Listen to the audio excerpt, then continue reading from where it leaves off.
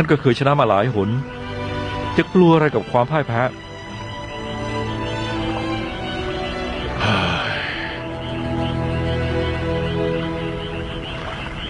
ครู่เจียว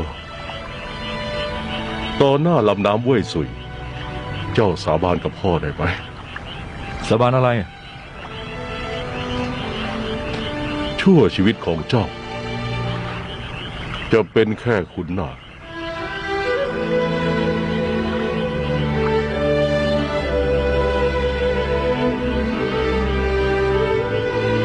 เว่ยซุยเป็นพยาน